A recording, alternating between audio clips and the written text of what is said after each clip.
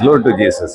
எனக்கு பிரியமான அனதிமியா கருத்துக்கைகளே, பைபிளில் மத்தேயு 9:4 பார்க்குறோம். இயேசு அவங்க இதயத்தை அறிஞ்சு உங்கள் உள்ளத்தில் பொல்லான காரியத்தை ஏன் சிந்திக்கிங்க அப்படிங்கிறாரு. யார் அப்படின்னா வேத பாதகர்கள்.